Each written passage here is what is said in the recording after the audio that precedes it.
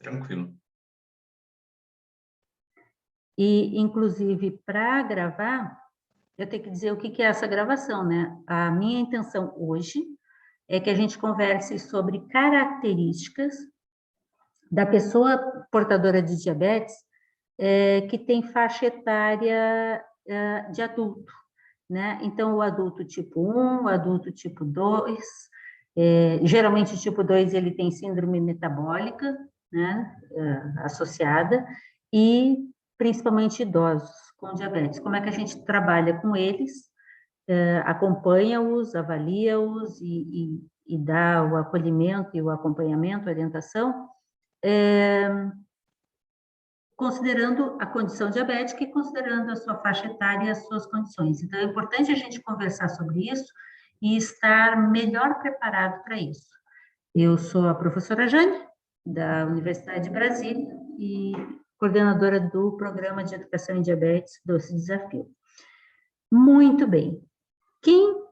Bom, primeiro de tudo, vamos começar pelo básico. A pessoa que tem diabetes, ela não é diferente da pessoa que não tem diabetes, salvo que a glicemia sanguínea, o açúcar no sangue, né? A glicemia sanguínea tende com facilidade, ultrapassar certos valores. Pessoas com diabetes precisam fazer exercício. Então, o comum é quando a gente pega pessoas adultas, elas já saberem disso, e em sabendo disso, estarem procurando uma forma de entrar em contato com profissionais que possam orientá-las na prática de exercícios de forma adequada, e toda pessoa com diabetes precisa, não tem como, precisa educação em saúde. Educação em saúde vai envolver tanto questões de fármacos, quanto questões fisiológicas, quanto questões de alimentação, questões relacionadas à psicologia, ao estresse, às emoções, questões de legislação. Existem muitos direitos que os diabéticos têm direito, né? E que muitas vezes são ignorados, esquecidos ou não são divulgados, e as pessoas muitas vezes passam por dificuldades que não precisavam passar. E o pior é quando esses direitos não são nem reconhecidos por quem os deveria reconhecer, né? Então, são temas que a gente precisa estar conversando com a pessoa com diabetes. E como a sua principal característica é a oscilação da glicemia, a questão do ajuste da glicemia e da glicemia, seja com exames laboratoriais, seja com automonitorização doméstica, né, pessoal, precisa ser compreendida. É muito comum eu pegar, principalmente adultos, que medem a glicemia na ponta de dedo com a gente, e aí, olha, deu lá 280. Ah, tá ótima, tá normal. Geralmente é normal a minha glicemia em 300. Isso não é normal. Isso pode ser usual, mas isso não é normal. Então, a gente tem que ajudar essa pessoa a entender que isso não é normal. Mas não adianta ela saber disso e ela entrar em pânico e se desesperar, e como é comum, né, mandam ela para o hospital, para o PS. Ela vai lá, vai ser hidratada e vai ser mandada para casa, o problema não continua. Então, é nosso trabalho como educadores em saúde ajudar essa pessoa a entender que processos, o que é que fez com que aquela glicemia suba, e o que ela precisa fazer para que essa glicemia esteja ajustada. Isso vai depender de alimentação, isso vai depender de exercício, isso vai depender de medicação, isso vai depender do sono, isso vai depender do emocional, isso vai depender do clima, da temperatura, de muitos fatores, de muitos fatores. Mulheres, por exemplo, na idade adulta, a partir da adolescência, menstruam, e a oscilação hormonal que leva à menstruação mais ou menos mensal, provoca um desequilíbrio na glicemia muito grande. Então, a gente também tem que tratar sobre isso com essas mulheres adultas, né? A menopausa também provoca uma mudança no equilíbrio da glicemia. E, além disso, em adultos com diabetes, é extremamente comum a gente encontrar também condições de comorbidades comuns estarem associadas com diabetes, quais sejam hipertensão, pressão alta, dislipidemia, colesterol e triglicérides fora da meta, problemas cardiovasculares e obesidade. É muito comum, tanto em tipo 1 quanto em tipo 2, mas principalmente no tipo 2, tá? E o tipo 2, a condição de diabetes tipo 2, ela está muito associada à síndrome metabólica. E qual é a principal base da síndrome metabólica? Pergunta aos universitários. Quem me responde? Qual é o principal fator que leva à síndrome metabólica? Qual é o principal fator que se vincula à manifestação da síndrome metabólica? Pergunta?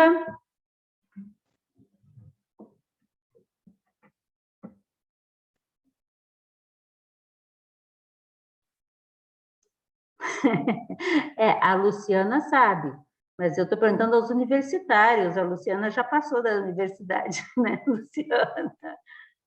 A Luciana já respondeu. Síndrome metabólica é o quê?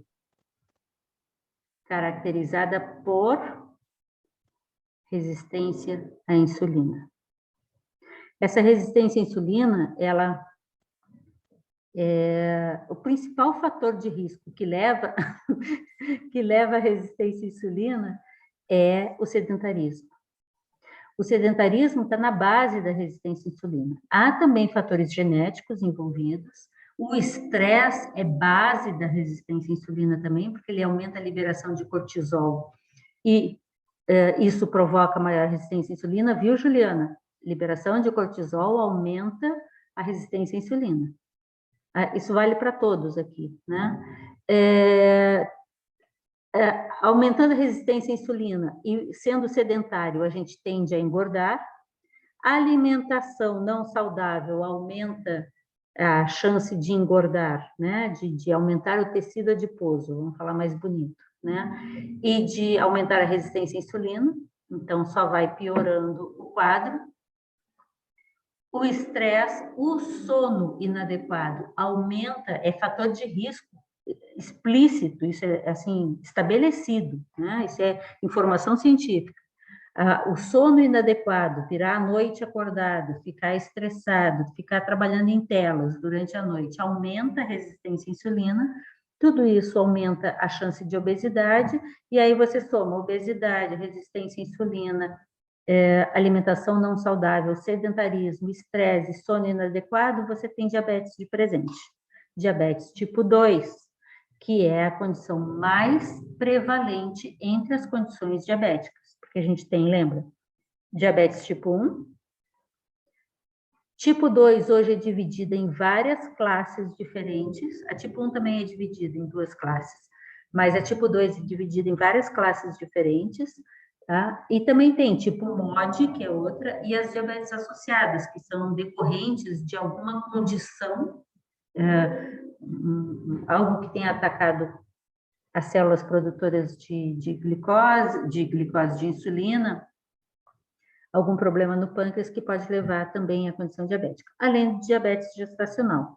Então, se a maioria dos diabéticos tem diabetes tipo 2, e se diabetes tipo 2 está predominantemente relacionado à resistência à insulina, qual é o primeiro sinal que a resistência à insulina dá de que ela está muito intensa? Hiperglicemia, porque o que acontece? Com a célula tendo resistência, estando vedada, selada, não permitindo que a glicose ultrapasse a membrana citoplasmática e entre para dentro da célula para poder gerar energia, a pessoa começa a desenvolver aqueles sintomas de diabetes, poliúria, polidipsia, polifagia, fadiga, sensação de peso nas pernas, borração da vista, mas em tipo 2, e quem está gradativamente desenvolvendo essa resistência à insulina, esses sintomas tendem a ser muito leves a princípio, eles demoram para aumentar a sua intensidade, porque a pessoa tem insulina, mas a insulina não está conseguindo fazer o seu papel de ser aquele transmissor, né, ser aquele elemento que permite que a glicose que está no meio plasmático adentre a célula e possa fazer o seu papel dentro da célula. O que acontece? Nós temos que reduzir essa resistência à insulina.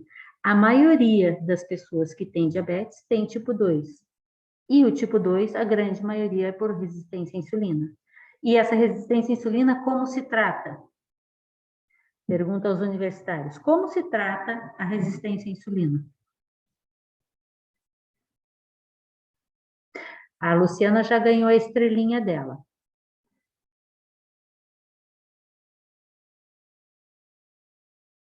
Como deve ser tratada a resistência à insulina? Se eu abrir um consultório de atendimento a pessoas com diabetes, né, vou dar aulas de exercícios para pessoas com diabetes. Se eu simplesmente abrir, a maioria que virá será diabetes do tipo 2, caracteristicamente com resistência à insulina. Frequentemente obeso, hipertenso, dislipidêmico e cardiopata. Qual o tratamento essa pessoa precisa? Vamos lá, gente, arrisca?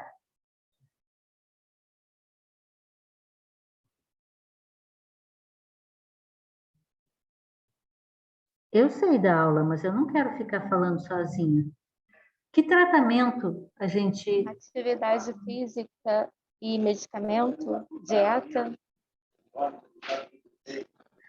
Se os fatores de risco são sedentarismo, alimentação não saudável, obesidade, fatores genéticos sobre os quais a gente não consegue mexer, estresse e sono inadequado, quais seriam as portas de entrada para a gente reverter esse quadro? E repito, em muitos casos de diabetes tipo 2, a gente pode reverter, sim, o quadro. Algumas empresas não gostam que a gente fale isso, né? Alguns profissionais também não, mas é óbvio que se o quadro de resistência à insulina está ainda fragilmente estabelecido, e se a pessoa se esforça em modificar os fatores que levaram àquele quadro de resistência à insulina, sim, diabetes pode desaparecer ou ficar latente. E só se manifestar a hiperglicemia quando a pessoa resolver enfiar o pé na jaca ou tiver algum tipo de infecção ou algum tipo de fator, né, um estresse emocional, alguma coisa que detone aquele controle que conseguia vir tendo para manter a sua glicemia dentro de padrões de bom controle, tá? Então, sim, Jaque, é extremamente importante se trabalhar na orientação nutricional, na orientação dos exercícios, nas recomendações de redução de estresse, de melhora da qualidade do sono e de redução de peso, se a pessoa estiver obesa, né? Obviamente, existem fármacos que também podem contribuir, depende de cada caso, né? E o fármaco mais comum recomendado a pessoas com diabetes tipo 2, e que existem critérios para ele ser recomendado, tá? Mas que é um medicamento que ele é anti-hiperglicêmico. Ele reduz a hiperglicemia que o organismo de uma pessoa com diabetes naturalmente faria, tá? Ou de uma pessoa tendente a diabetes naturalmente faria. Qual é esse medicamento, que é o medicamento mais comum utilizado por diabéticos, principalmente do tipo 2, e que ele tem uma ação de melhorar a capacidade de captar a glicose do sangue para o meio intracelular? Qual é esse medicamento? Não, Micaelson, não é a insulina. A insulina tem essa função no sentido de que ela é aquele elemento, ela é um hormônio, aquele elemento que permite que a glicose que está no sangue plasmático entre para a célula, porque a insulina está ali na célula, como fator porta de entrada. No entanto, no caso de pessoas com diabetes tipo 2, elas têm a maioria tende a ter insulina, ter glicose, e a insulina não consegue colocar a glicose para dentro da célula. Por quê? Porque ela tem resistência à insulina. O sistema não funciona. E profissionais de educação física aqui, um dos motivos porque o sistema não funciona é porque os glicotransportadores, principalmente do tipo 4, os GLUT4, ficam no núcleo da célula e não são chamados à membrana. Porque esse processo é feito por uma cadeia de fenômenos onde o exercício físico é fundamental para que isso aconteça. Então, pessoas resistentemente sedentárias, elas têm pouca disponibilidade ou pouca ativação dos GLUT4 que estão no núcleo da célula. E assim, a membrana, apesar de estar cheia de glicose e de insulina do lado de fora, não capta essa glicose. E aí a glicose e a insulina se juntam, dão as mãozinhas e dizem assim, tá bom, já que a gente não vai virar energia, né, por ATP, CP, etc., dentro da célula, vamos virar tecido adiposo. E aí a pessoa engorda ao invés de ter energia, né? Isso é uma coisa bem importante para saber. Mas por que eu estava falando disso mesmo? Ah, sim, por causa do medicamento. Qual é o medicamento? É o metformina? Ah, não vale, você também está sabendo todas as respostas já. Ótimo. É a metformina. Metformina é um medicamento extremamente comum e quase todos os adultos com diabetes vocês vão ver usando metformina. Porém, todavia, contudo, entretanto, me lembra que depois eu falo desses, Emerson. Metformina não pode ser utilizada por todo e qualquer diabético. Atenção, Emerson, metformina é contraindicada para idosos acima de 70 anos e, no entanto, é amplamente assim, prescrita. Metformina não é bem indicada para quem é magro. Metformina é uma medicação que reduz a hiperglicemia, ela não é hipoglicemiante, ela é anti-hiperglicemiante, melhorando a capacidade de captação da glicose pelos tecidos. Como ela é metabolizada e excretada nos rins, idosos são contraindicados a utilizar porque a sobrecarga renal que a metformina pode promover não é recomendada, porque idosos tendem a ter seus rins menos fortes, vamos dizer, né? Menos capazes de aguentar a sobrecarga da metformina. Também por causa disso, a dose de metformina deve ser muito bem controlada de não extrapolar as 2 gramas por dia. Há controvérsias quanto a isso. Tem alguns que dizem que ela pode chegar a 2,6 gramas, se eu não me engano. Mas há controvérsias. O ideal seria usar a menor dose possível que faça efeito.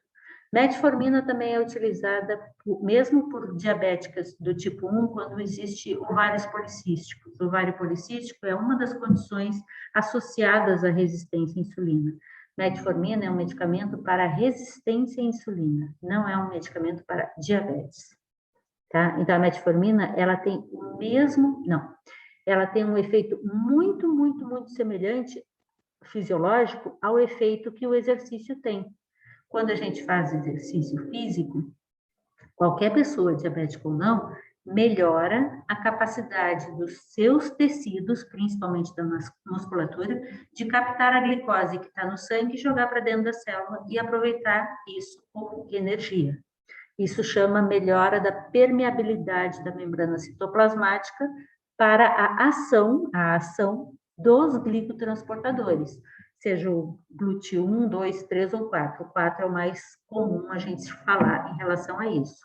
Tá? O exercício, ele estimula o GLUT4 a estar disponível na membrana para, acoplando com a insulina, permitir que a glicose saia do sangue e entre na célula.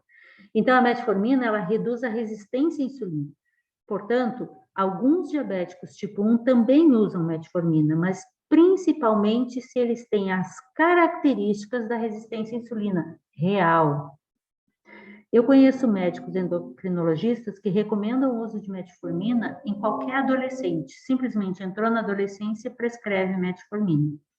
Eu acho que há controvérsias nisso. Quem me conhece sabe que eu não sou favorável à hipermedicalização.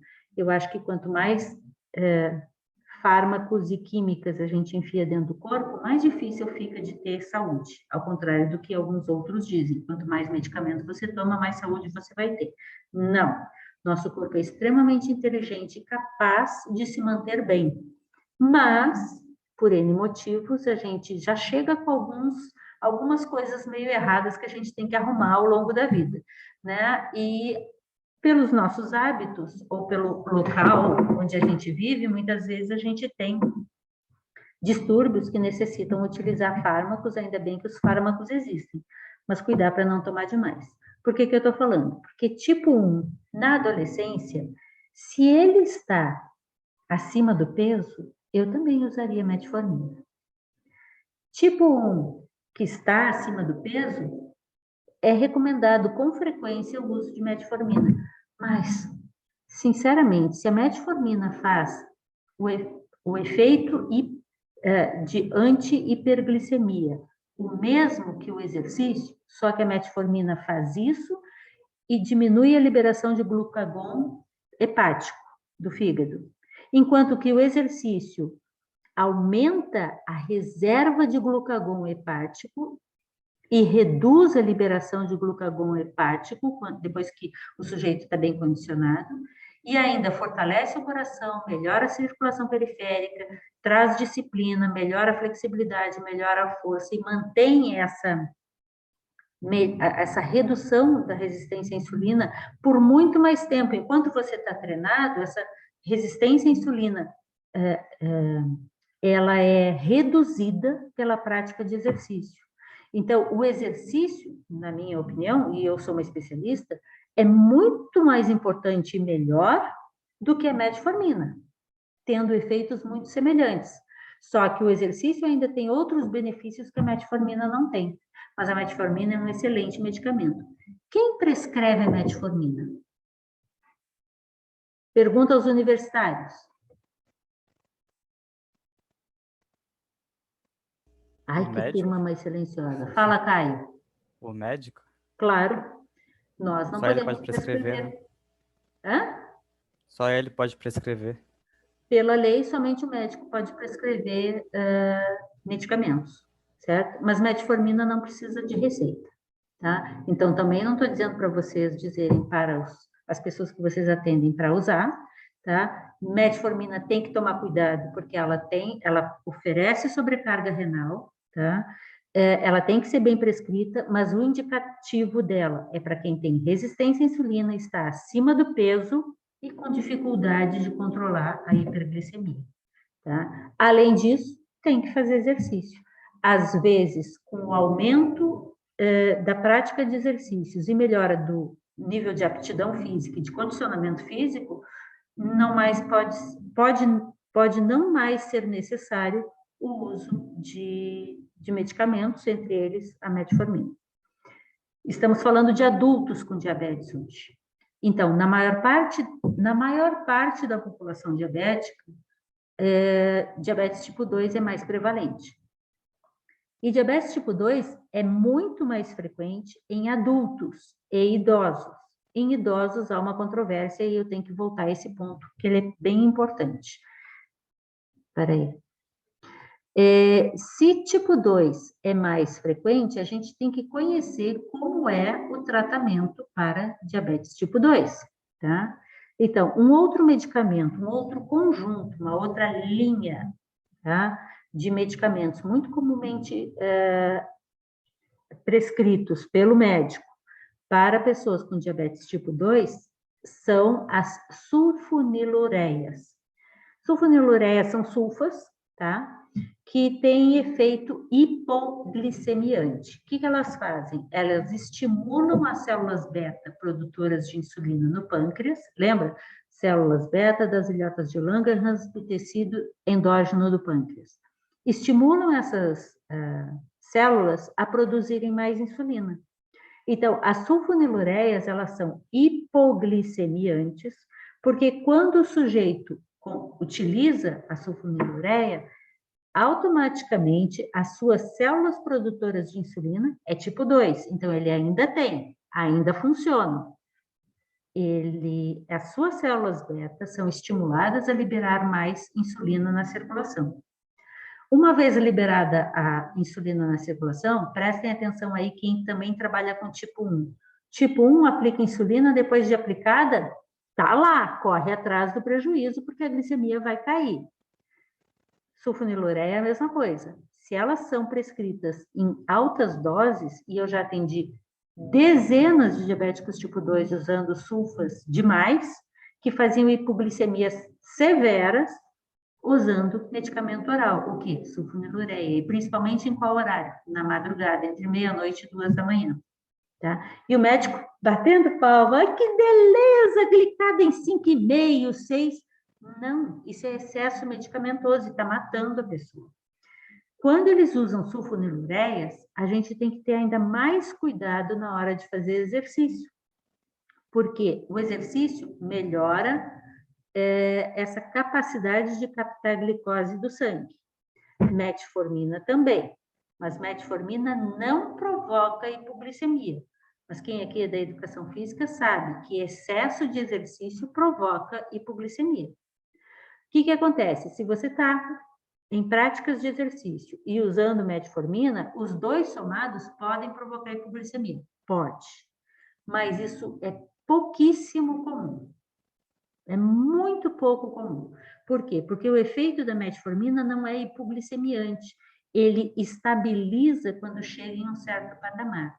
Já as sulfonilureias, elas estimulam a liberação aumentada de insulina na corrente sanguínea. Então, fazendo exercício, a glicemia tende a descer. Tende, nós temos que discutir isso ainda, né? Aquela aula sobre fisiologia do exercício. Se a glicemia tende a baixar com o exercício físico e a sulfonilureia aumenta a liberação de insulina na circulação sanguínea, com a insulina circulante em maior quantidade, ela vai necessariamente captar glicose do meio sanguíneo para dentro da célula. E a célula pode começar a passar fome, no sentido de que ela está gastando energia com o exercício e não está tendo aporte calórico, principalmente carboidratos, para manter a sua glicose em níveis normais, e aquela sulfonilureia pode estar provocando hipoglicemias até severas nessa pessoa. É por causa do exercício? Não, é por causa da sulfonilureia, porque o exercício é natural, faz parte da necessidade de um corpo saudável. A sulfonilureia é um medicamento que pode eventualmente ser utilizado para colaborar com a pessoa para tentar retornar a uma condição de equilíbrio no caso, na sua glicose, na sua glicemia, na sua saúde como um todo. Qual o problema das sulfonilureias? Elas são principalmente de 3 tipos: glibenclamida, glicazida e glimepirida. Vai cair na prova, tá bom? Então, glibenclamida, glicazida e glimepirida são 3 tipos de sulfonilureias mais comuns no nosso meio, que provocam hipoglicemia porque estimulam o aumento da liberação de insulina pelo pâncreas endógeno. Isso é diferente da insulina, que é aplicada exógena e, portanto, aumenta a circulação de insulina no sangue também. Esses medicamentos, glibenclamida, glimepirida e glicazida, eles podem ter um problema bastante sério, que é fazer uma sobrecarga de estímulo à produção de insulina sobre um pâncreas que já está cansado. Porque, em geral, o que acontece na condição diabética tipo 2 é que ele vai ficando diabético aos poucos. Essa resistência à insulina vai aumentando, até chegar a um ponto que o pâncreas não tem mais condições de produzir insulina suficiente para aquela alimentação desregrada e empanturrada de frituras, pães, massas, doces, refrigerante. Eu não preciso dar exemplos que vocês conhecem bem, né?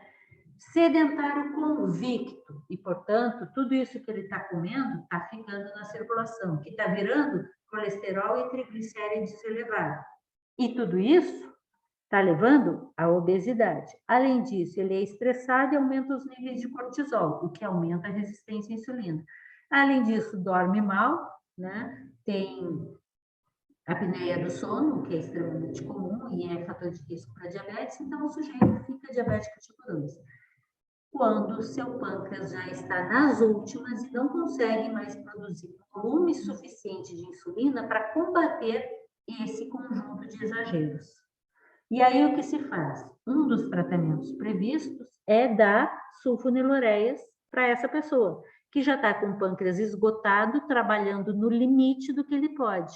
Ele recebe um medicamento que faz com que, sim, ele consiga produzir mais insulina, mas a que custo? Então, tem que tomar muito cuidado no uso das sulfonilureias, porque elas esgotam um pâncreas que já está cansado.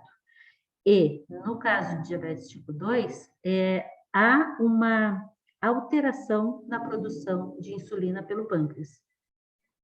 Ora, com hiperinsulinemia, para responder a essa hiperglicemia devido ao mau estilo de vida, ora com hipoinsulinemia, porque o pâncreas já tão esgotado já não consegue produzir insulina suficiente. É quando um diabético tipo 2 precisa começar a entrar em insulinoterapia se ele não melhorou a alimentação, o estresse emocional e físico, exercícios, o sono, etc., e a perda de peso, né? Porque a obesidade também é um fator de resistência à insulina, porque as células ficam tomadas por camadas de lipídios circulantes, né, que tornam muito mais difícil o acesso das células a receber a glicose, né? Então, por que eu estava falando tudo isso? Porque os medicamentos mais comuns utilizados em tipo 2 são metformina e as sulfonilureias. Quais são os diabéticos tipo 1 que usam sulfonilureias? Estou falando só de adultos, tá, gente? Hoje o nosso assunto é adultos. Quem são os diabéticos tipo 1 que usam, adultos que usam sulfonilureias? Prova para os universitários.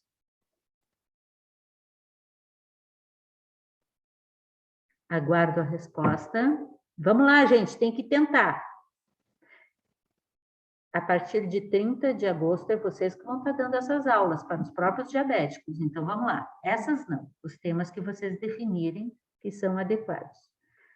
Quem são os diabéticos tipo 1 que utilizam sulfonilureias?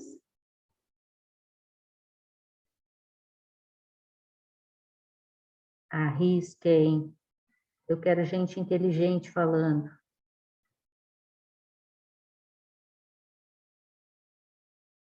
Gente, eu estou fazendo uma pegadinha, mas eu quero uma resposta. Quem são os diabéticos tipo 1 que usam sulfonilureias? Esse medicamento.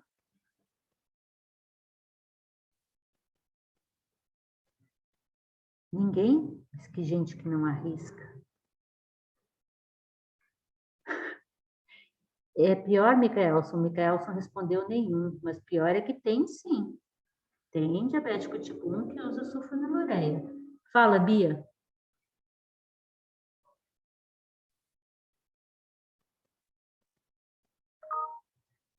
Hein? Quem são os diabéticos tipo 1 que usam sulfonilureias? Vocês vão receber adultos com tipo 1. Vocês vão receber adultos com tipo 1 usando sulfonilureia. Quem são esses?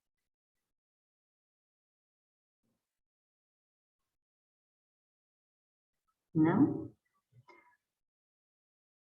Existe uma condição tipo 1 chamada LADA, latente autoimune diabetes de adulto.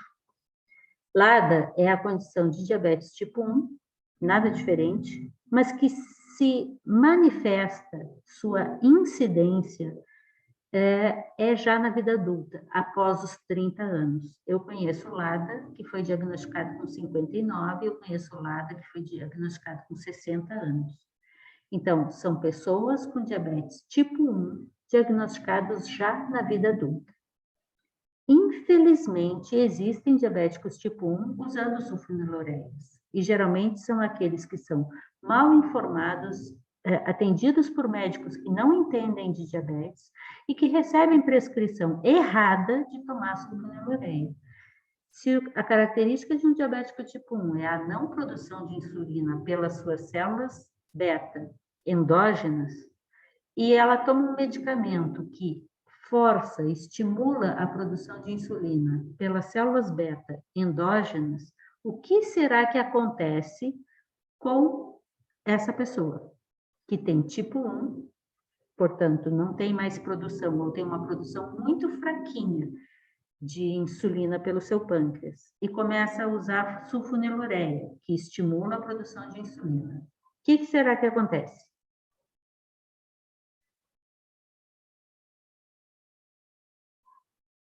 Ah, como eu queria olhar a carinha de vocês e dar um puxão de orelha por vocês não testar, não arriscarem.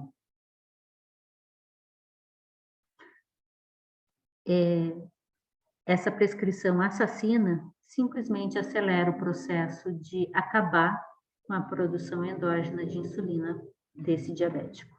Então, acaba com a lua de mel do diabético. Lua de mel é aquele período inicial pós-tratamento, pós-diagnóstico, em que ainda existe alguma produção de insulina e o sujeito com diabetes consegue sobreviver, consegue viver sem usar altas doses de insulina e sem usar, obviamente, sem usar medicamento oral, tá? Eu vou ter que ler as mensagens que vocês mandaram aqui. Mas não pode, não deve, tá? Eu não sou médica, mas não pode, não deve prescrever sulfonilureia para diabéticos tipo 1, mesmo que seja LADA. Não é porque é adulto que tem que usar medicamentos chamados antidiabéticos orais, tá? Não pode, porque vai acabar mais rápido com a pouca produção de insulina que esse sujeito ainda tem. Nós temos um colega hoje, o Beto Sena. Ele foi nosso colega na Faculdade de Educação Física da UNB, ele foi meu aluno na Faculdade de Educação Física da UNB, e ele participou do projeto Doce Desafio durante a sua graduação. Pouco tempo depois que ele formou, ele fez uma viagem para o exterior, e ele estava na França e começou a ter sintomas de diabetes. E ele me escreveu, ele foi para o hospital lá.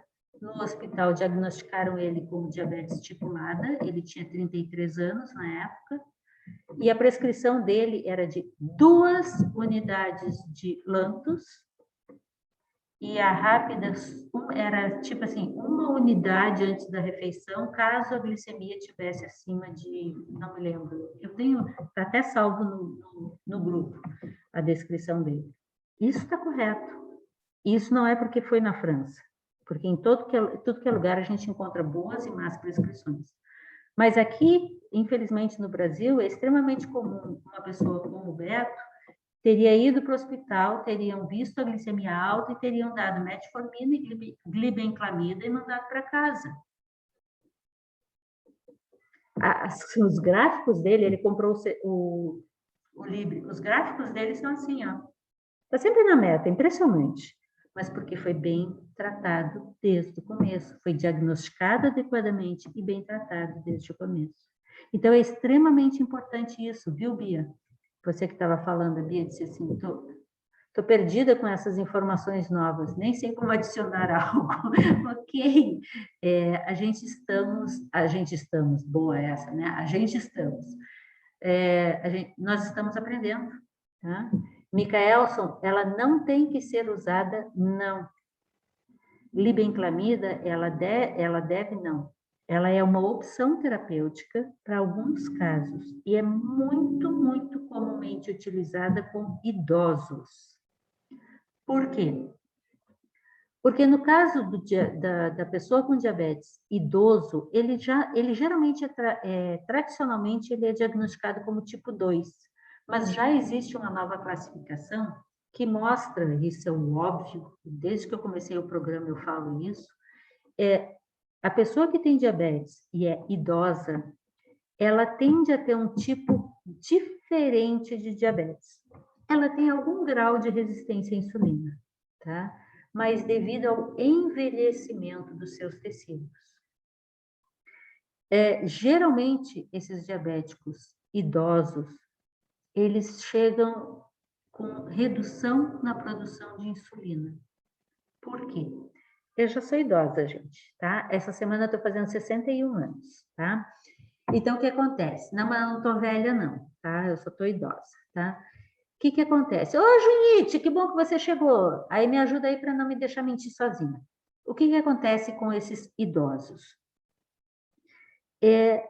Quando a gente, à medida que depois que a gente nasce, a gente vai contando o tempo, não é de vida, é o tempo que falta para morrer.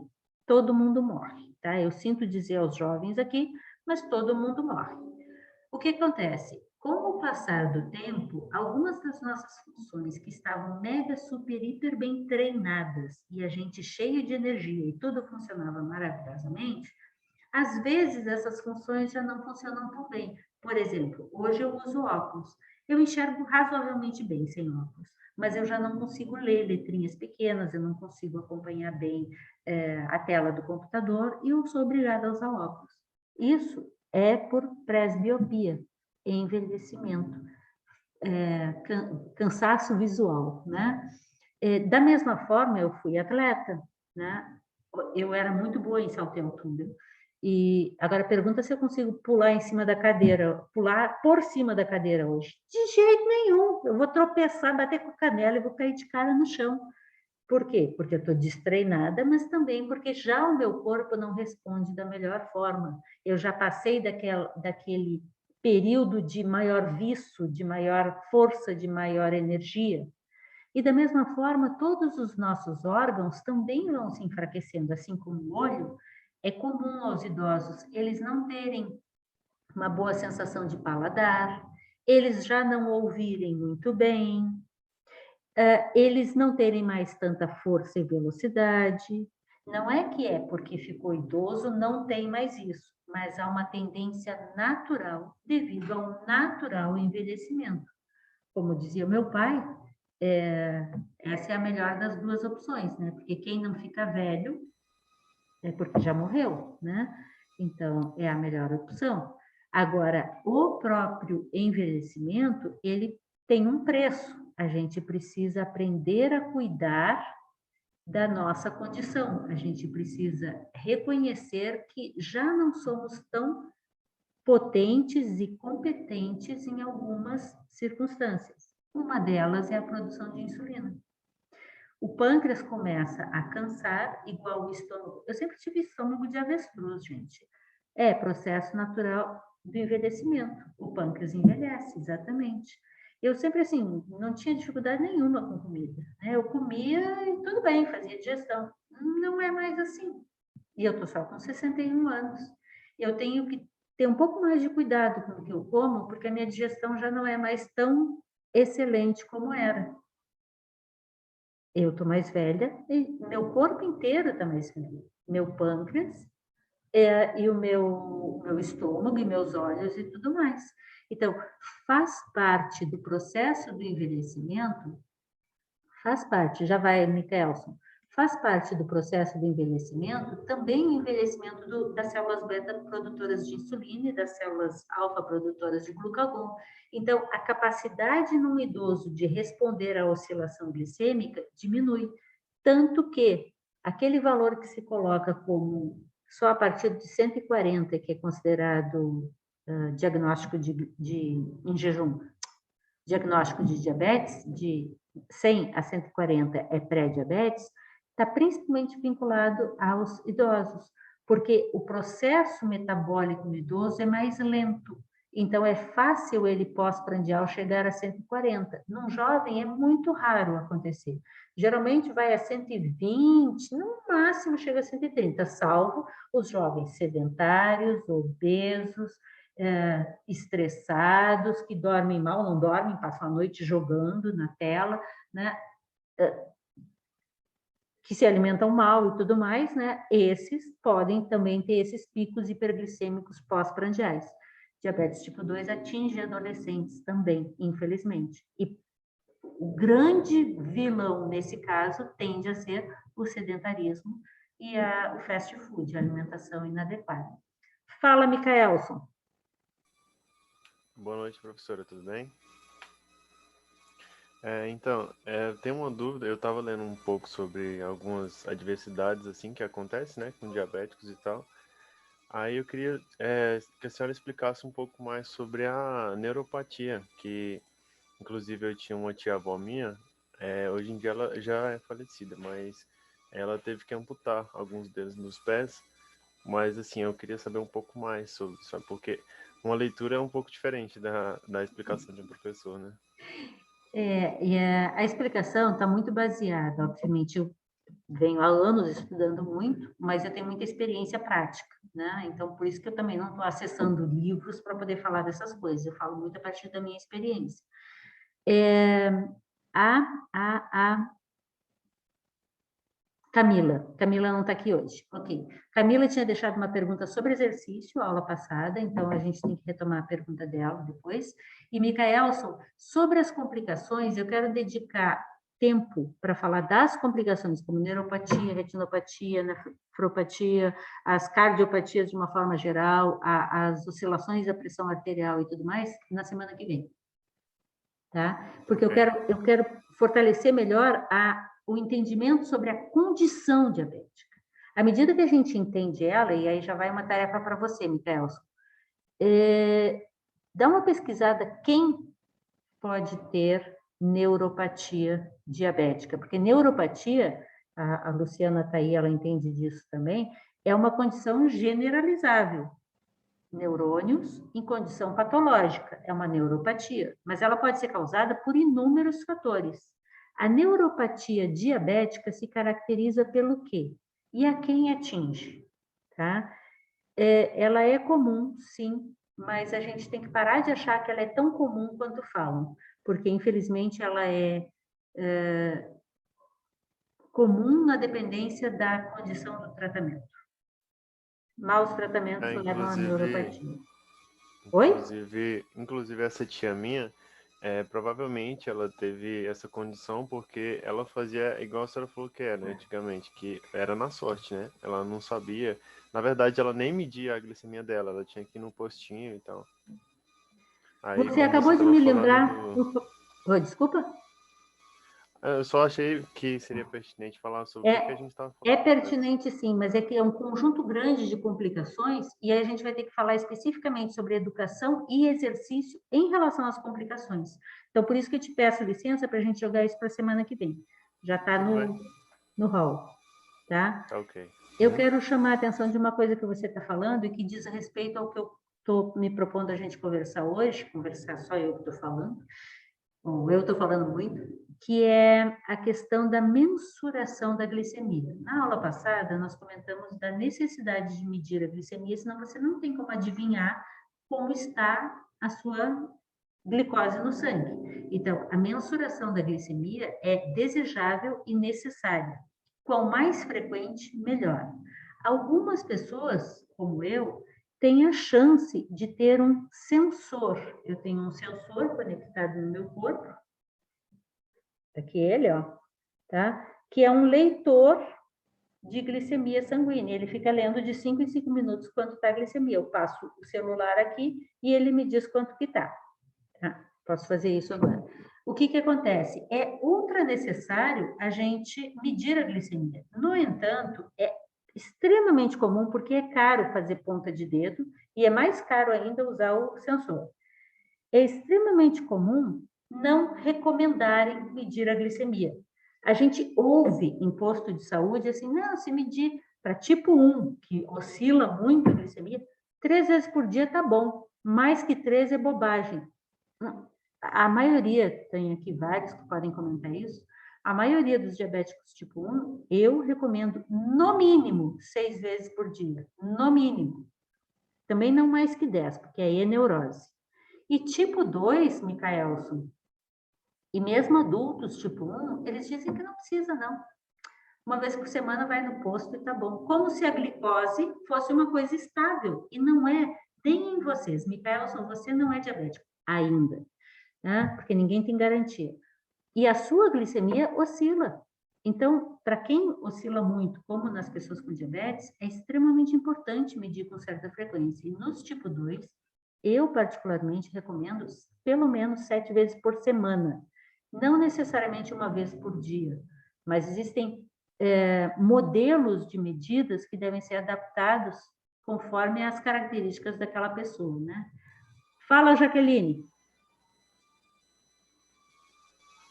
Jane, você falou sobre o aumento da insulina no corpo de um adulto. No meu filho, ele está com 14 anos e deu um aumento assim muito que eu pensava até que seria normal. Eu falei, nossa, o pâncreas dele está funcionando.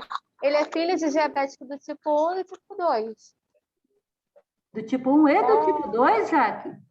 Eu sou do tipo 1 e o pai dele é do tipo 2. Sim, claro. Uhum. Então deu isso e a médica não me deixou feliz. Falou que isso era o início de um futuro diabético do tipo 1. Peraí, como é que eu não entendi? Deu hiperinsulinemia e disse que era o início de diabetes tipo 1. Futuramente poderia ser um diabético do tipo 1. Aí eu fiquei... Não ficou feliz? Preocupada. Não. Porque eu cuidei dele até os 14 anos dele e ela me deixou triste. Isso é uma pergunta importante para educação em diabetes, para a gente trabalhar com diabéticos. Em geral, diabetes tipo 1 não é prevenível. Ainda não se sabe quais são os gatilhos que levam lá, além da questão genética. E diabetes tipo 2, em 50% dos casos, é prevenível, com cuidados com o estilo de vida. Junite, me ajuda aí. Diabetes tipo 2, se você tiver uma boa alimentação, a chance de desenvolver tipo 2 é pequena. Se você tiver exercício físico, mantiver uma vida ativa, não for sedentário, é o principal fator. A chance de ter tipo 1 é pequena. Juliana, quando, já leio.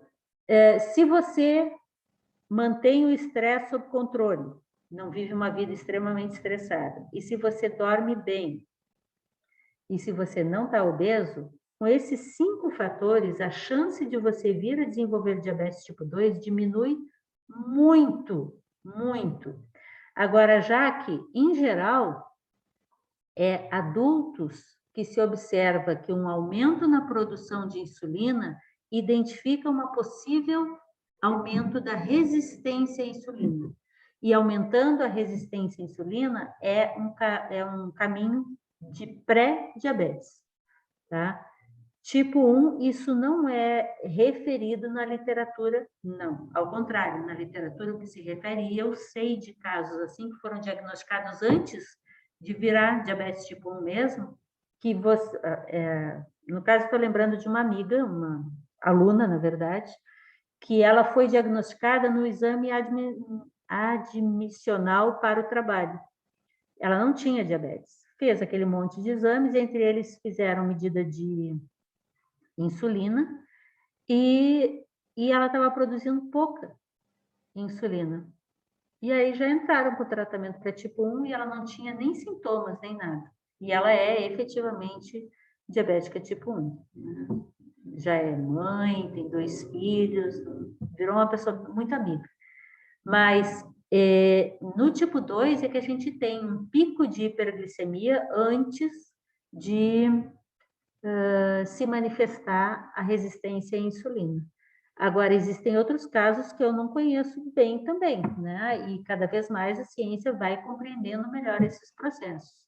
Mas no tipo 2, um exame que detecte oscilações da glicemia mais acentuadas, indo para cima com facilidade, e também indo para baixo com facilidade, devido à hiperglicemia da pré-diabetes, indicam tendência a desenvolver diabetes, bem como diabetes gestacional indica tendência a se tornar diabética depois, seja tipo 1, seja tipo 2.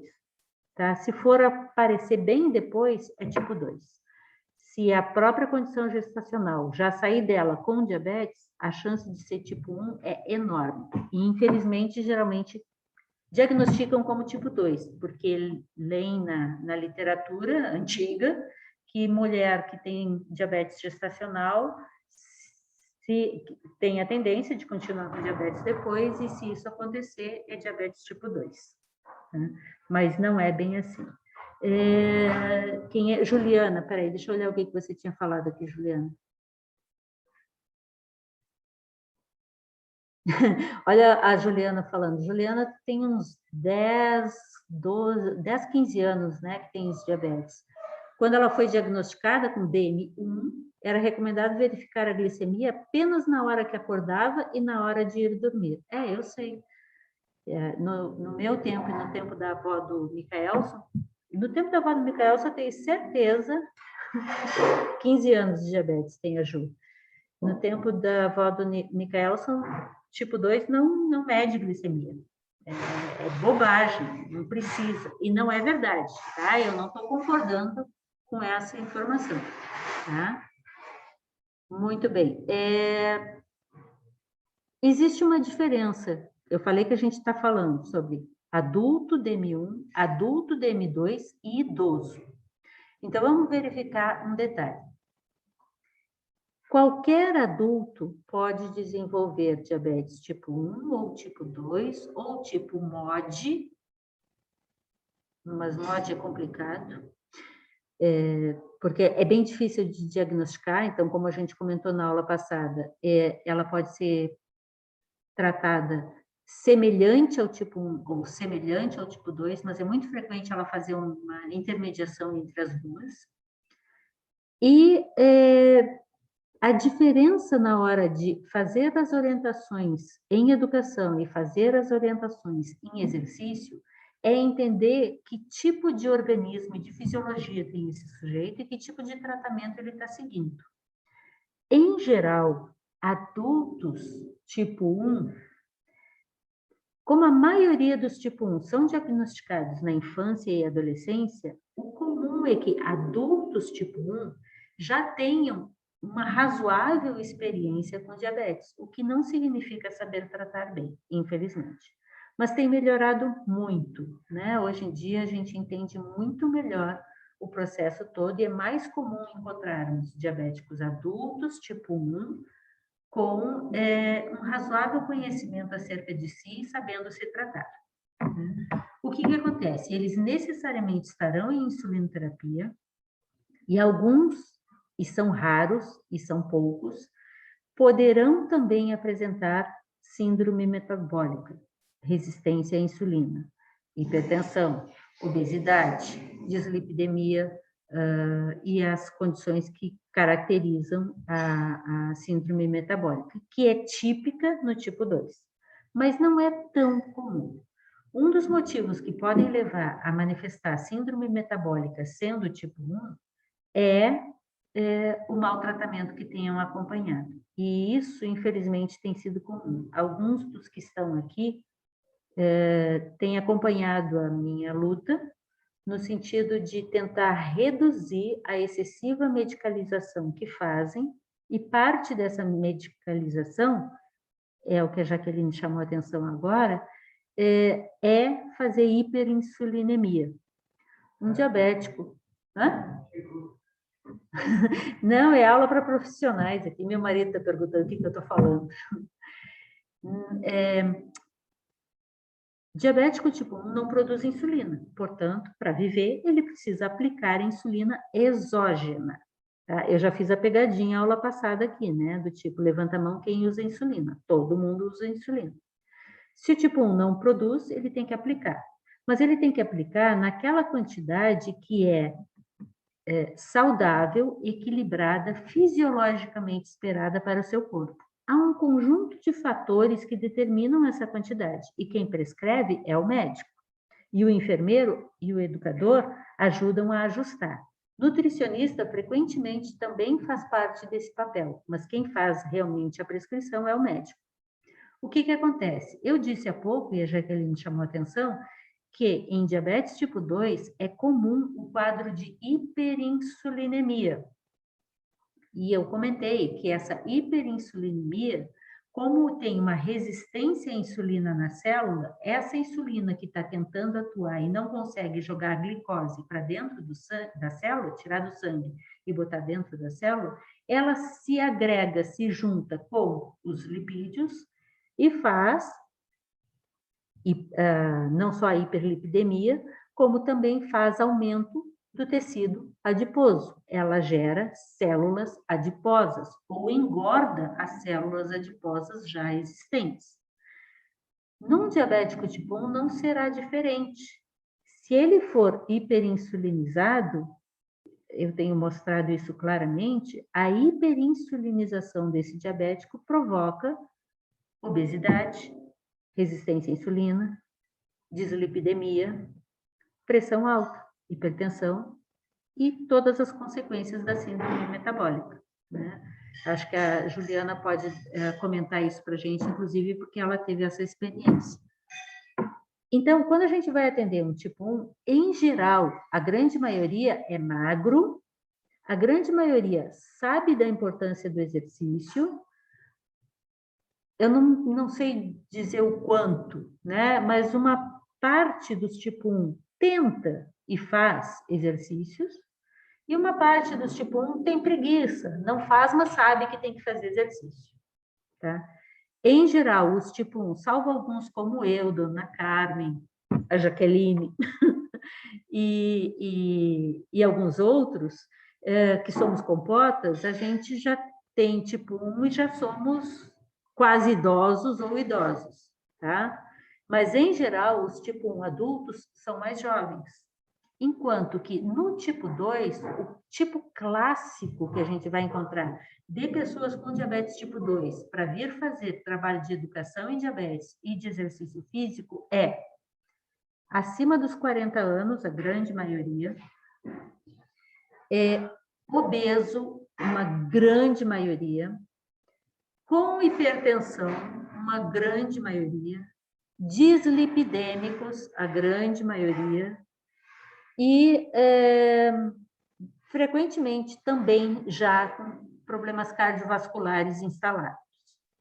É o que a gente, de brincadeirinha, chama de pacote. Lembra, Junite? A gente recebe o sujeito como um pacote. Ele vem com hiperglicemia, hiperlipidemia, hipertensão, tudo desconfigurado.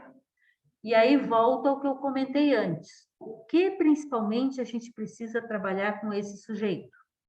Tentar retornar às condições de vida dele que levaram a esse desarranjo, reduzir o estresse, melhorar o sono, melhorar a alimentação, melhorar os exercícios e assim diminuir o peso e melhorar as condições de resistência à insulina, para que a condição diabética já instalada se reduza ou até mesmo se torne latente apenas, não mais manifesta, não mais expressa.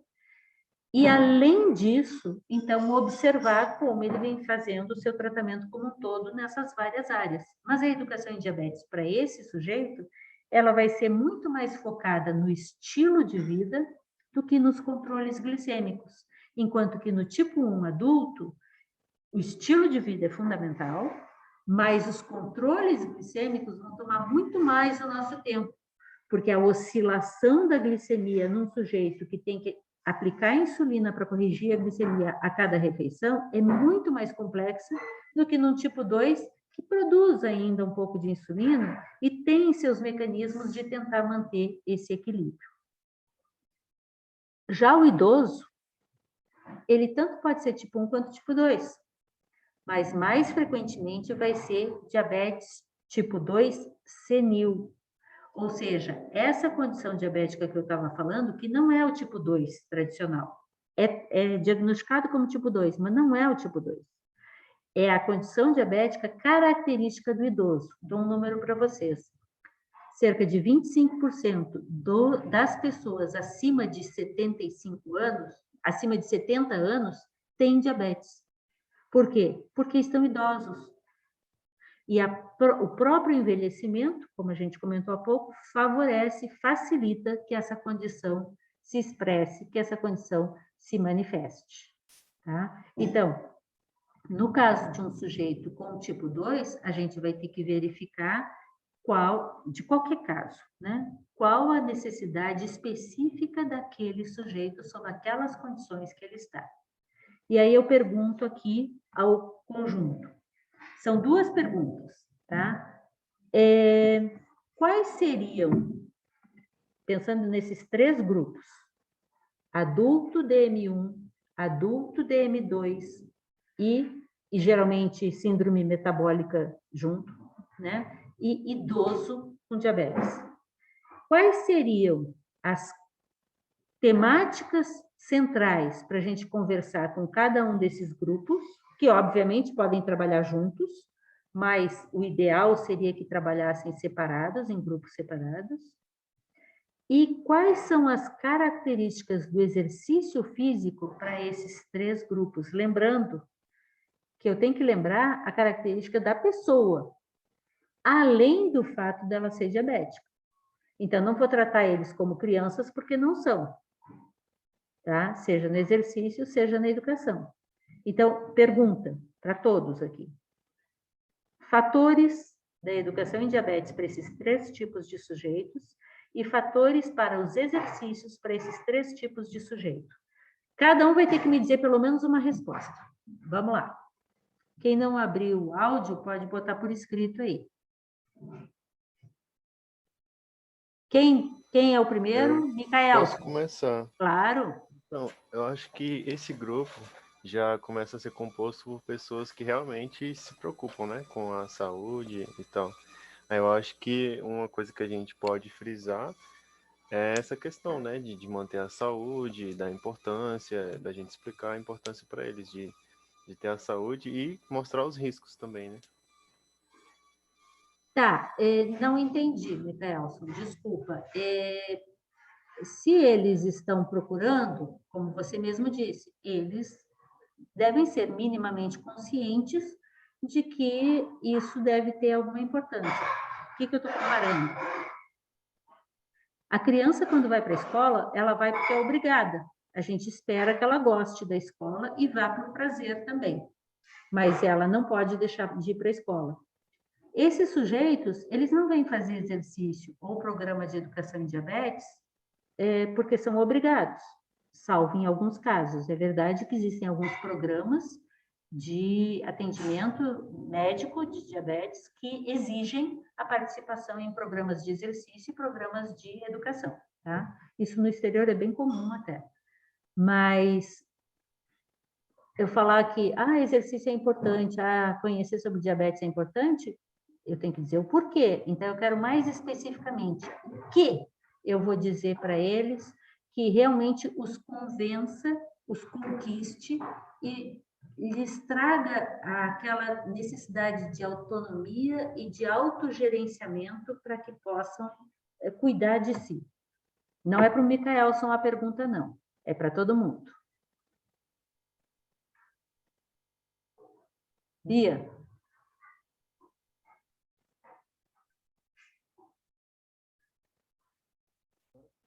Professor, só para ver se eu entendi. É como se a gente estivesse vendendo um produto e tal, e a gente teria que falar para eles como forma de atrair, como é que seria isso? Eu não estou entendendo muito bem. Desculpa, eu não estou pensando em necessária. Bia, o teu áudio não funcionou. Eu não estou pensando necessariamente em forma de atrair, mas em forma de conscientizar, que eu entendi foi a sua questão também colocada, mas aí eu quero ser um pouco mais concreta. Eu acho que quando uma pessoa tem uma doença crônica, diabetes é só um exemplo, eu não preciso dizer para ela, você tem que cuidar de si, tem que usar os medicamentos, tem que fazer a alimentação necessária. Isso é meio óbvio, eu não preciso dizer isso para ela. Para você não ter complicações, você tem que se cuidar. Isso é meio óbvio, né? E, aliás, eu detesto quando as pessoas vêm dizer para mim, você tem que se cuidar para não ter complicações. Já, eu tenho 50 anos de diabetes, eu não tenho complicações, então, assim, é meio óbvio que eu já sei disso, né? Então, o que eu, de fato, vou estar ajudando essa pessoa?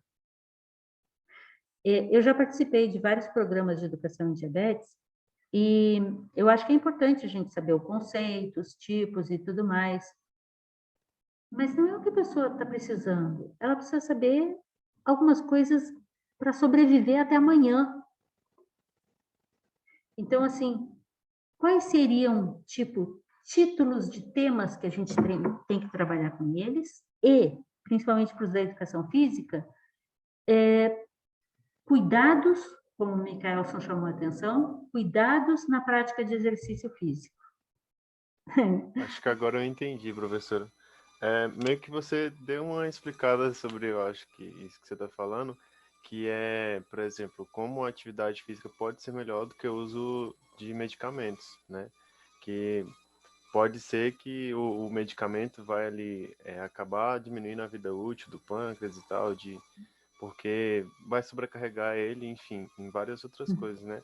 E aí a atividade física, além de ajudar com a diabetes, ela tem todos os aparatos, assim, que são mais Ela tem comuns, né? outros benefícios adicionais, Exatamente. né? Deixa eu usar a fala do Michaelson para duas sugestões profissionais. Primeiro, eu recomendo que a gente não menospreze, não compare a nossa prática, eu também sou profissional de educação física, não compare a nossa prática como sendo melhor que a do outro, mas que a gente dê ênfase nos benefícios da nossa prática, né? Porque, me entenda que é bem delicado isso. Então, sim, eu mostrar que o exercício físico contribui para reduzir a resistência à insulina, que está na base da condição de diabetes tipo 2, e que evita que um tipo 1 desenvolva também a resistência à insulina, é fundamental. Mas, além disso, como você está chamando a atenção, eu posso mostrar que as próprias complicações associadas à diabetes, elas são reduzidas a sua manifestação se você faz exercício. Porque, por exemplo, você citou a neuropatia há pouco. A sensorialidade prejudicada pela hiperglicemia nos neurônios, ela pode ser estimulada por bons trabalhos de propriocepção.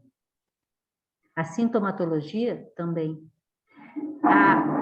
A chance de desenvolver pé diabético, que é por uma vasculopatia e uma neuropatia nos membros periféricos, nos membros inferiores, devido à neuropatia periférica, ela é reduzida pela prática de exercícios, porque melhora a circulação periférica e melhora a estimulação sensorial periférica.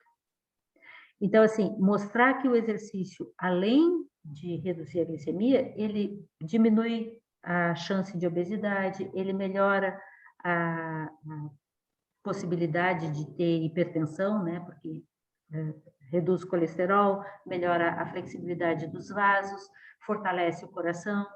Então, assim, mostrar os benefícios e assim conquistar tais pessoas. Não porque a gente os quer apenas como clientes, mas porque isso é bom para ela, para essa pessoa. E isso é fazer educação. Então, sim, esse é um bom caminho. Concordo. Doutora. A Bia disse aqui, porque o áudio dela não estava funcionando. Já te passo, Emerson. Explicar como uma melhor alimentação e a prática de exercício é possível diminuir o uso de medicamentos, que é o mesmo que o Michaelson estava falando, né? Mas cuidar a forma como a gente coloca isso, porque a gente pode acabar comprando briga com outros profissionais, me entendo, tá?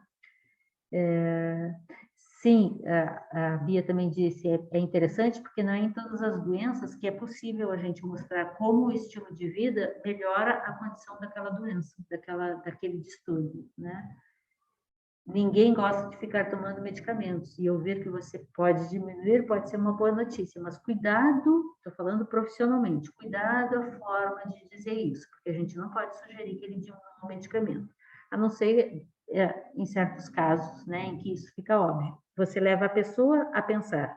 Se eu mostro que a metformina tem esse efeito e o exercício também, a pessoa olha para mim e diz assim: mas se eu fizer mais exercício, talvez eu não precise usar metformina. Converse com seu médico. Entenderam? Isso me empolga. Sim, concordo. Tá, Luciana, vamos sim, só um pouquinho. Deixa eu passar a palavra para o Emerson. Emerson, fala. Oi, professora, tá ouvindo? Estamos, está meio baixo. E agora? Melhorou. Então, eu estava lendo um artigo aqui e é basicamente isso que a senhora falou. A gente vai, se a gente for estimular esse diabético a fazer atividade física, a gente tem que voltar principalmente para essas questões de valências físicas, né? Para que ele possa realmente melhorar a força, a coordenação, flexibilidade, velocidade, resistência muscular, equilíbrio, que é necessário para todo ser humano. E, além disso, também eu estava lendo aqui que é necessário exercícios de alongamento e flexibilidade, né? Porque tem uma tendência ao enrijecimento articular acentuado e mais acelerado devido à aumentada glicosilação das pontes cruzadas de colágeno. Então, você está lendo a coisa que eu escrevi, né? Exatamente, eu ia até falar assim, inclusive é um artigo que a senhora escreveu, que está aqui que eu procurei aqui no Cielo, né? Que eu tava dando uma pesquisada antes. Então, acho que a gente tem que focar, então, não somente essa questão do que é importante a atividade física, mas tentar passar para pensando um pouco ali como personal, né? A gente tentar falar para ele que não é só questão de evitar o uso do medicamento, mas porque é importante para a saúde dele. E uma coisa leva a outra. E a outra coisa que eu estava dando aqui em outro artigo, que inclusive citou também o seu artigo, cadê? Eu tinha marcado aqui em cima. Enquanto isso, Luciana, sim, desculpa, eu não me fiz clara, é exatamente isso. Eu quero que a gente pense que nós temos, enquanto Emerson procura o outro ali, que a gente pense que nós temos grupos diferentes. E lembra, a ideia é os acadêmicos aqui trabalharem com esses grupos, de preferência separados, não necessariamente, mas de preferência. DM1 adulto tem um tipo de necessidade, DM2 adulto com síndrome metabólica tem outro tipo de necessidade, e idoso tem outro tipo de necessidade. E são pesquisas diferentes também. Então, é legal. Eu estou perguntando assim, quais as características para o exercício e quais as características em termos de conteúdos para trabalhar na educação de diabetes, como temas. Tá? Emerson, continua. Então, nessas questões também, tem um outro artigo aqui que é... Ô, baixinho. Oi, é porque tem que aproximar aqui. Tá vendo? Que também ele cita sobre exercícios físicos. O nome do artigo é Exercícios Físicos para Diabéticos, uma revisão da literatura. Ele cita também o seu artigo, e lá no final, ele fala a respeito dos cuidados que devem ser tomados em relação às atividades físicas. Emerson, eu mal estou te ouvindo. Ixi, calma aí, professora. Tá ouvindo agora? É o fone de ouvido que tá ruim. Então, esse artigo, que também cita o seu artigo, ele fala sobre alguns cuidados, né? Então, acho que há alguns cuidados que a gente deve tomar. Eu não sei se é esse ponto que a senhora está querendo, que a gente venha explicar neste momento. Mas, por exemplo, exercícios de longa duração, que devem ser evitados acima de 60 minutos, assim como também em temperaturas elevadas. E não focar somente em exercícios aeróbios, né? Mas um conjunto de exercícios que venha trabalhar também a atividade neuromuscular. E cuidado sempre com o peso, que é uma coisa que vale para todo ser humano, porque se você tem um excesso de peso, né, você vai acabar atrapalhando suas articulações e até mesmo ocasionando alguma lesão. Então, são algumas coisas que a gente tem que ficar sempre atentos.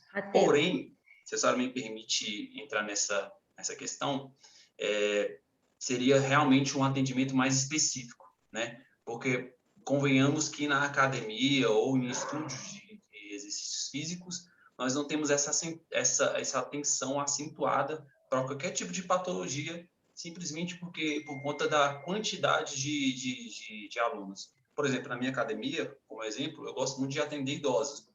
Mas enquanto a gente está atendendo idosos, algum idoso, aí chamou uma pessoa lá no canto que a gente, infelizmente, tem que deixar de atender, que é um público que tem que ser mais atencioso, mas tem que deixar de atender por conta de outra pessoa que está ali com dúvida no exercício. Mas eu acho que para a nossa área em específico, quem tem interesse em trabalhar em grupos especiais, isso aqui, poxa, é de suma importância, porque não tem como você atender uma pessoa com diabetes, com hipertensão, se você não sabe o que realmente é necessário. Exatamente. E aproveitando a tua fala, Emerson, é exatamente isso, viu, Luciana, que eu estava tentando chamar a atenção. Tanto para fazer o exercício, eu como profissional tenho que, para prescrever o exercício, eu como profissional tenho que conhecer os elementos de fundamentos da educação em diabetes, quanto na educação em diabetes, eu tenho que capacitar o sujeito que tem diabetes para que ele seja capaz de ter autonomia de realizar as suas práticas físicas com segurança e cuidado, porque ele está bem informado. Então, aí entram esses elementos, por exemplo, que o Emerson estava trazendo. Se o sujeito tem DM2, é comum ele estar obeso. Não é todos, não é regra, mas é comum. E o sujeito obeso, ele tem necessidades específicas de orientação para os exercícios e para a alimentação e para os cuidados consigo mesmo, que são diferentes do sujeito que é tipo 1 e pode estar magro, o que é bastante comum. Então, a gente tem que tomar esses cuidados na escolha dos exercícios, na intensidade, na duração, né? E entender o porquê, a base de cada um desses, porque senão a gente vai fazer um treino como qualquer outro. E aí eu não sei para que existe um profissional para isso. E da mesma forma, na questão da educação em diabetes, eu tenho que saber explicar ao sujeito que enquanto ele está, por exemplo, magro, ele tem um tipo de necessidade de intensidade, duração e tipo de movimentos, e à medida que ele modifique seu estilo de vida e modifique seu corpo, também vai modificar esse tipo de cuidados e necessidades a serem tomados. E, portanto, a educação para esse sujeito também vai ter que ser informada dessa forma. Foi trazido aqui o exemplo da flexibilidade. Sim, é verdade, há uma demonstração de que a glicose ela se acumula muito no tecido conjuntivo.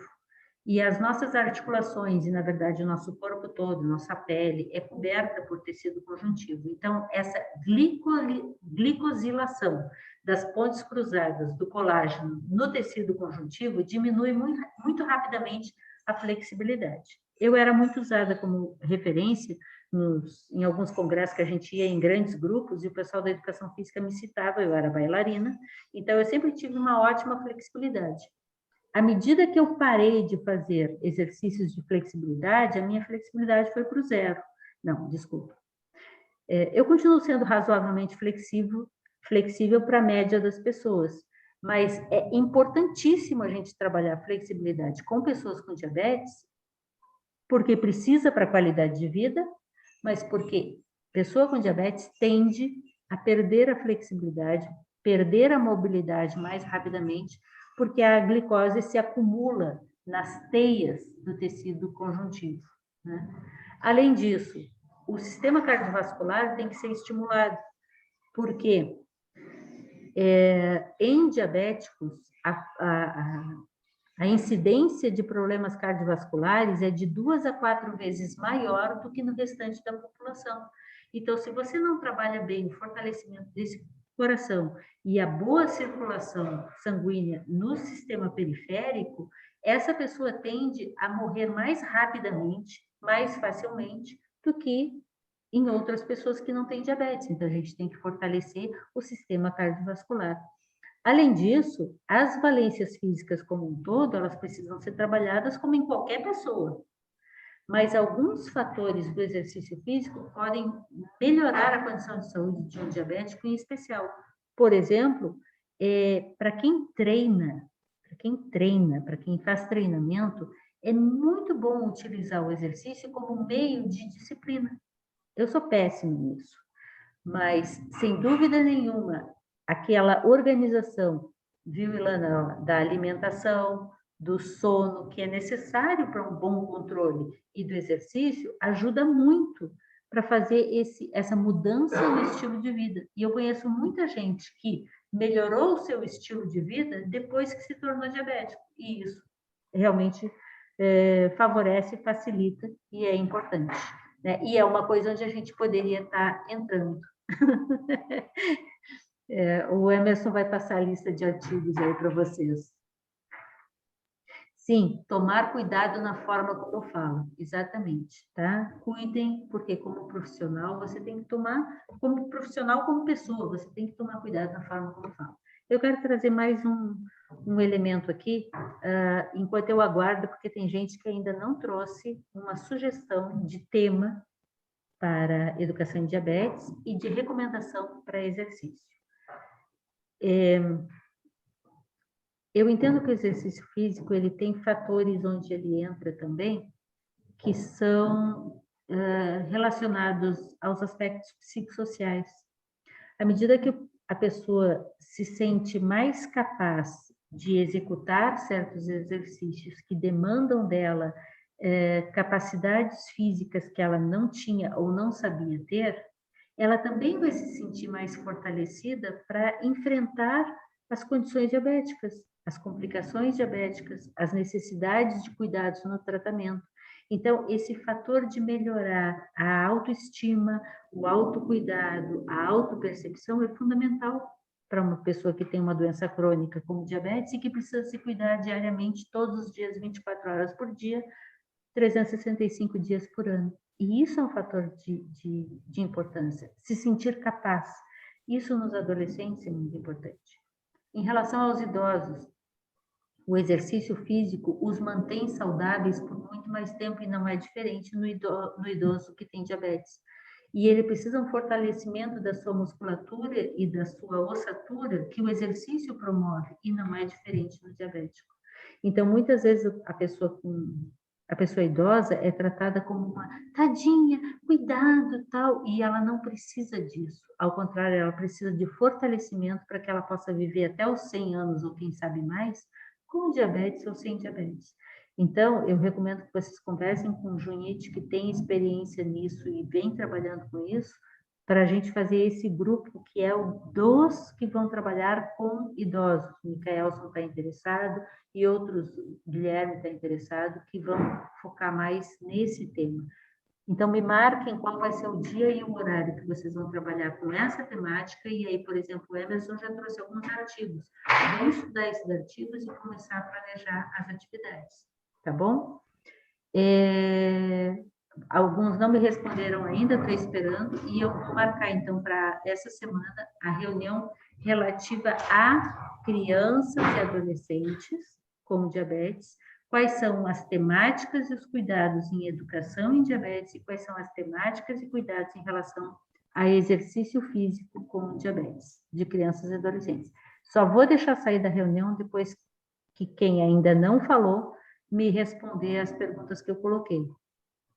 Temáticas e abordagens para a educação em diabetes em relação a adultos tipo 1, adultos tipo 2, síndrome metabólica e idosos, ou em relação a exercícios. Quem ainda não falou?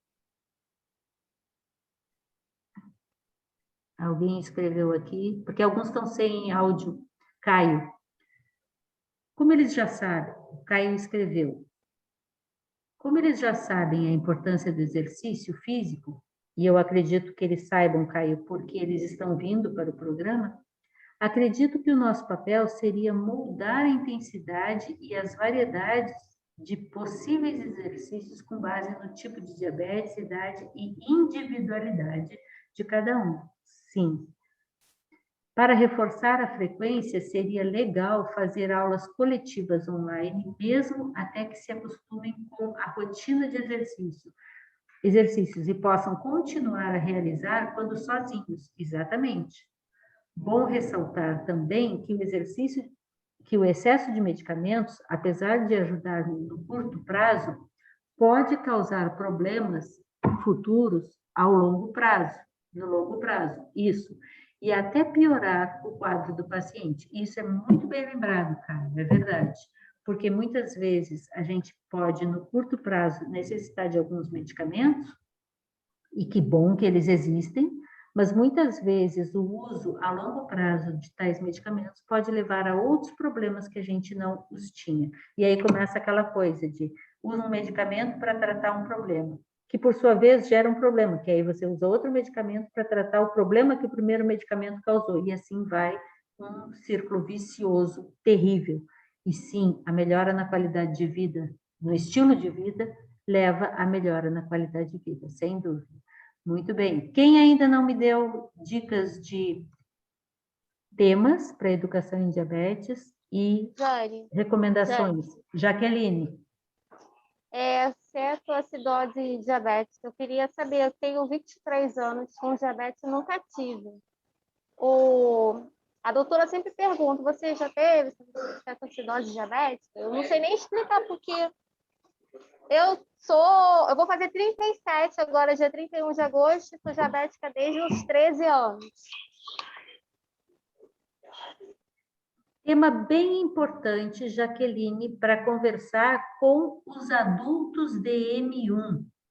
E muito importante o que você disse, porque é extremamente comum em adultos DM1 não conhecerem o quadro de cetoacidose. Ilana e Luciana, lhes peço ajuda nesse momento. Expliquem o que é cetoacidose. Daqui um minuto, enquanto eu vou explicar o porquê em adultos DM1 é tão importante a gente falar sobre cetoacidose. Quadro de cetoacidose ocorre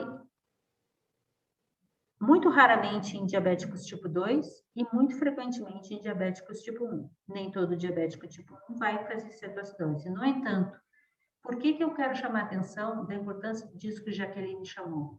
Porque em adultos DM1, pode acontecer cetoacidose e é muito raro falar sobre cetoacidose em adultos DM1, em adultos diabéticos, porque consideram que adultos diabéticos não fazem cetoacidose, mas adultos diabéticos tipo 1 podem fazer e com frequência cetoacidose. Então, o que é cetoacidose?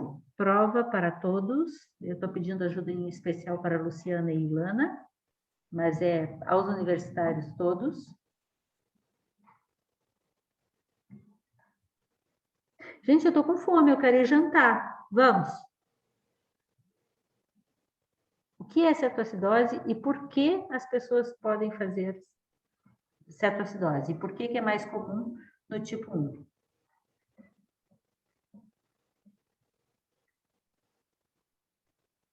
Como é que vocês vão trabalhar com pessoas com diabetes se não sabem falar sobre uma complicação aguda comum em diabetes?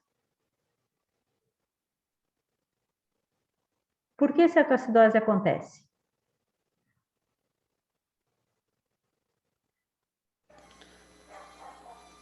Professor, eu não sei muito bem dizer, mas se eu não me engano, tá ligado com a hiperglicemia, né? Que acaba afetando o meio ácido, que acaba com o equilíbrio e tal. Mas eu não sei muito bem te dizer. Obrigado, Micaelson, por tentar. Essa é a resposta que realmente mais acontece, mas não é verdadeira, Micaelson, porque é exatamente o contrário. Cetoacidose ocorre devido à falta de insulina. E a falta de insulina leva à hiperglicemia e todas as consequências, né? A falta de insulina faz com que o metabolismo natural do organismo, exatamente, a Luciana respondeu aqui no quadro, né, no chat. A falta de insulina leva ao quadro de cetoacidose. Por quê? Porque na falta de insulina, o metabolismo não consegue ocorrer. Ó, Luciana respondendo, o corpo não consegue utilizar a glicose para produzir energia dentro da célula. Então, na falta de insulina, a glicose fica circulando no meio extracelular e o meio intracelular, onde ocorre ciclo de Krebs e todos os fenômenos metabólicos, não consegue A Ilana, o dela ficou mudo. O corpo não consegue metabolizar a glicose porque ela não entra na célula. E ela não entra na célula por falta de insulina. O tipo 2 não faz, não é verdade que tipo 2 não faz cetoacidose. Tipo 2 menos frequentemente faz cetoacidose porque ele tem insulina e, portanto, ele consegue jogar glicose para dentro da célula. O problema é que o sistema não funciona bem. Então, ele acaba fazendo mais frequentemente hiperglicemia hiperosmolar, que é um outro quadro. Mas cetoacidose também pode acontecer no tipo 2 por falta de suficiente insulina chegando à membrana da célula. A Ilana aqui estava respondendo que também não está conseguindo usar o áudio. Ficou mudo. Ela dizendo que descobriu que era cetoacidose da pior forma, quando o filho dela teve no diagnóstico. O diagnóstico em diabetes tipo 1 costuma ser por meio de um quadro de cetoacidose. Cetoacidose é quando, não havendo a presença de insulina, a glicose está ali em excesso, e por isso, Michaelson, é tão comum dizer que ela acontece por hiperglicemia. Não, a hiperglicemia é consequência da hipoinsulinemia. E aí, por não conseguir por não conseguir aproveitar a glicose, o organismo lança mão de utilizar gordura e proteína para a produção de glicose e para a produção de energia. E aí vão sobrar metabólitos, entre eles os corpos cetônicos, né? E por isso aquele conjunto de sintomas e sinais que identificam um quadro de cetoacidose. Como eu respondi antes para o Emerson, eu quero... não sei, para onde vocês? Eu quero focar em complicações agudas e crônicas na semana que vem, tá? Mas sobre cetoacidose é um dos temas que a gente tem que falar, sim, no grupo de adultos DM1, porque eles geralmente não passam por cetoacidose no diagnóstico, como as crianças frequentemente e os adolescentes frequentemente passam, e muitas vezes não sabem o que é o quadro e começam a fazer dietas malucas, né, para reduzir a insulina ao máximo, e começam a usar gliflosinas, que reduzem a necessidade de insulina, e começam a fazer quadros de cetoacidose. Né? E isso a gente tem encontrado em adultos DM1, achando que é o máximo, reduzir ao máximo as doses de insulina. Tem que reduzir ao que é fisiológico. E essa resposta eu não dei no começo da minha fala hoje aqui. Em média, fisiologicamente, um adulto e crianças pequenas fisiologicamente necessitam em torno de 50% do seu peso em unidades de insulina por dia. Isso é a média. Portanto, quem está usando mais do que 100% do seu peso em insulina por dia, não está fazendo correto o tratamento. Mas o médico mandou, esse médico é um idiota, eu sinto muito. Em média, um corpo saudável necessita de 50% do seu peso, em torno de 50% do seu peso em unidades de insulina por dia, salvo em momentos de tratamento com corticoides, salvo em situações de resistência à insulina acentuada, e aí não adianta dar mais insulina porque piora, né? Mas depende do caso. E salvo na gestação, no final da gestação e na puberdade e início da adolescência, em que a necessidade de insulina é bem maior, chegando a 100% do peso em insulina por dia, tá? Mas cuidado com a hiperinsulinemia. Tipo 1, usando mais que 50% do seu peso em insulina por dia, pode começar a fazer hiperinsulinemia, quando ultrapassa 100%, tá?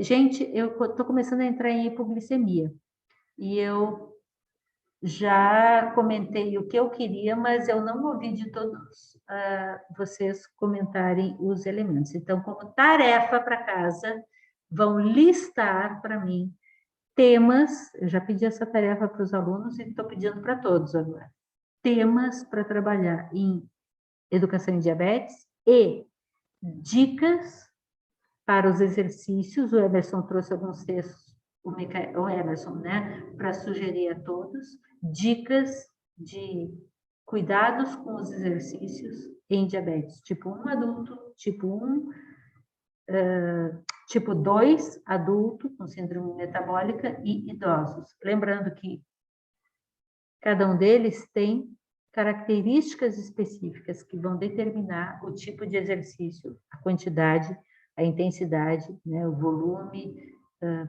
etc., e tipos de exercícios a fazer. Mais alguma coisa para comentar? Passamos de 2 horas. Ficaram me devendo. Eu anotei aqui, vou dar estrelinha para quem respondeu. Jane, Oi, Jaque. eu estou no 5º período de biomedicina. Eu posso ganhar horas? Pode.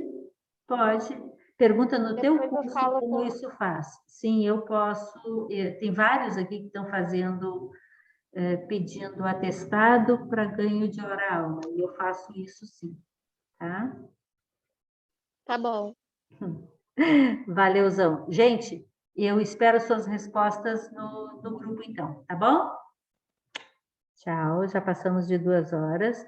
Mas lembrem, sintetizando, diabéticos tipo 1 adultos tendem, em maior predominância, a serem magros e estão em insulinoterapia e têm mais necessidade sobre temas de educação relativos ao controle glicêmico.